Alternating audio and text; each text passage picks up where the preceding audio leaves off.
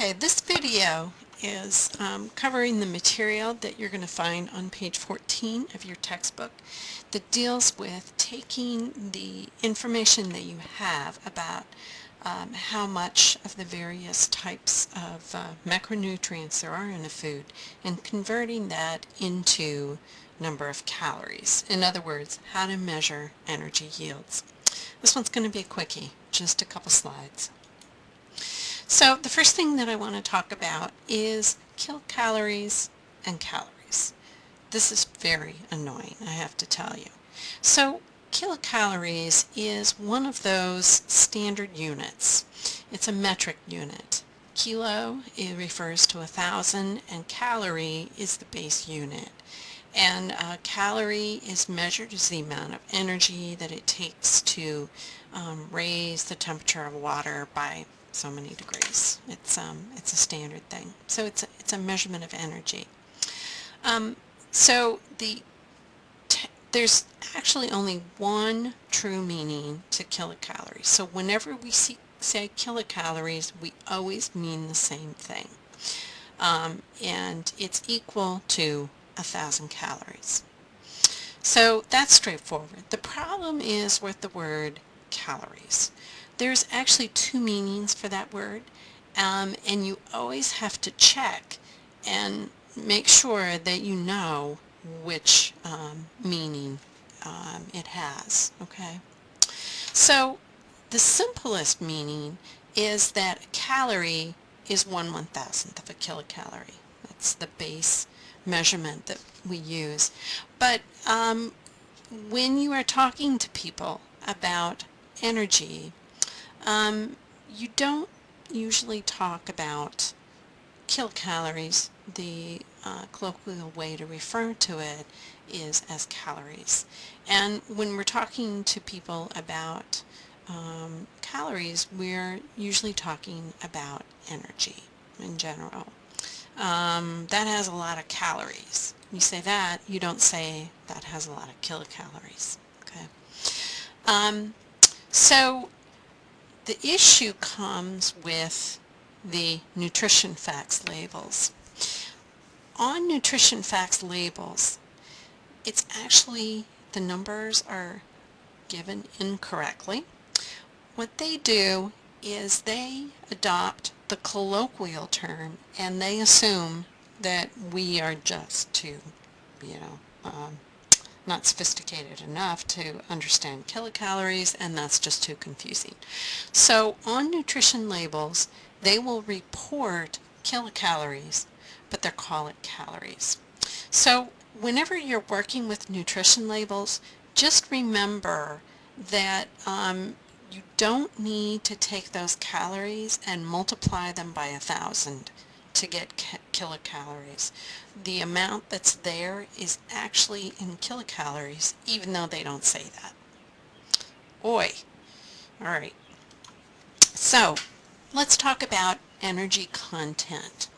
So what do you think? Which has more energy in it? A gram of protein, a gram of sugar, a gram of starch, a gram of fat or oil, or a gram of alcohol? What do you think?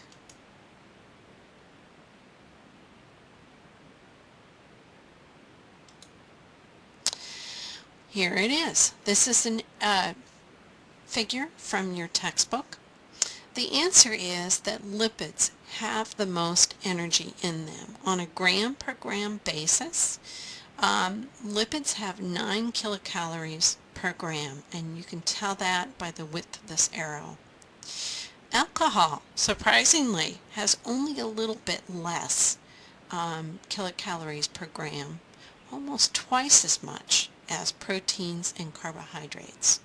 Proteins and carbohydrates have the same amount of energy per gram as each other. So 9, 7, 4, those are the magic numbers to remember. And you will be expected to actually sit down and memorize those numbers. So which has the most energy? The answer is 1 gram of fat or oil. I put sugar and starch here just because when people talk about energy, they talk about an energy rush from sugar, and I think a lot of people don't realize that starch actually on a gram per gram basis is the same as that many grams of sugar. They're the same thing. In order for starch to be converted into sugar, it has to be broken down. But that process of breaking it down into sugar happens pretty quickly, and it doesn't require energy. So for all intents and purposes, when you consume starch, you are essentially consuming sugar. Okay, so when we eat foods, we don't get a gram of sugar, a gram of carbohydrates, a gram of fat. Instead, our food comes to us with a mixture of ingredients of the various macronutrients.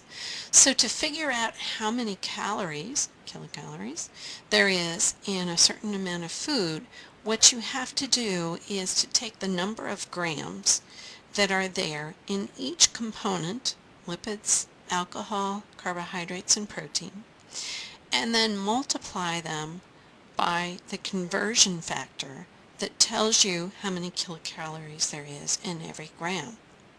So once you've done that for each of the categories, multiplied them out to get A, B, C, and D, to figure out the total number of calories, what you do is you add A, B, and C, D up, and that's how you figure the number of calories in food. So let's take this information and run through an example of how you would do this. Let's start by just taking a look at this food. This is our favorite ragu spaghetti sauce, and everybody likes that meat sauce. Makes you think you're getting some extra protein. It's extra rich in there. So if you had to guess, where do you think more of the calories in a serving of that spaghetti of sauce with meat would come from? Is it from carbohydrates? Is it from protein? Is it from fat? What do you think?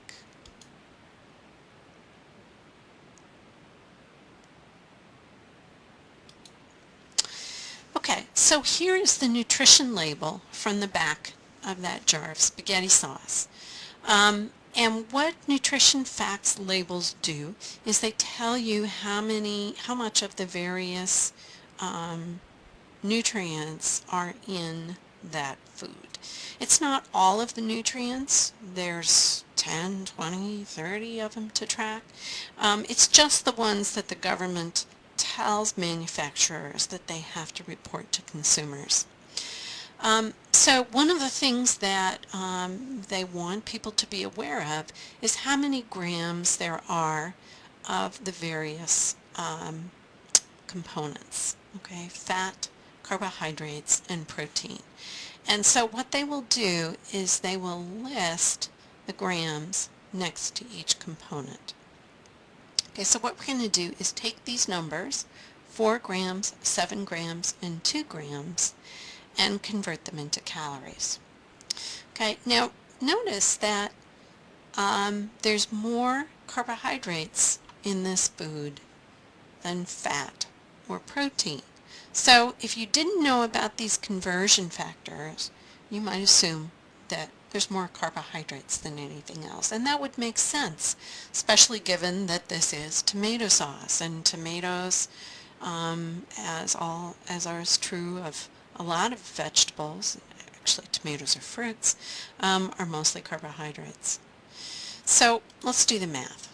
All right, so what you do is you take the grams of lipids that you have, which is 4 grams in this food, and you multiply it by the conversion factor. There are 9 kilocalories in every gram. When you multiply them, the units cross-cantel, and you're left with 36 kilocalories. Okay, that's for lipids. So alcohol. No alcohol in spaghetti sauce. I had you worried there for a moment, didn't I? How about carbohydrates? There's 7 grams of carbohydrates in there, 4 kilocalories for every gram. And when you do the math, it works out to be 28 kilocalories. Proteins, 2 grams, 4 kilocalories per gram. That contributes 8 kilocalories. So when you add them all up, 36 plus 0 plus 28 plus 8, the grand sum is 72. Now notice here we calculated 72 kilocalories, and up there it says 80. Okay, don't let that worry you. What happens is, if you notice that these are rounded numbers, so what probably happened is when they rounded it, they rounded down, some of these numbers down, and so if you had the actual numbers to the decimal point that they were working with when they calculated the calories here, you probably end up with the same number. Okay, so that's why there's that difference. All right, so let's go back to that question. Where do more of the calories in a jar of spaghetti sauce with meat came from? So here's the numbers that I copied from the last page. There were 7 grams of carbs, 2 grams of protein, 4 grams of fat. So if you had to guess, you might think that most of it came from carbs. But when you do the math, in fact, it's not carbs, it's fat.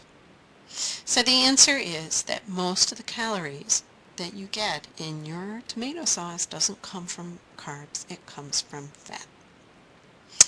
Okay, so next what I'm going to do is ask you to do an example on your own, just for practice. And I thought what I would do is I looked at this label.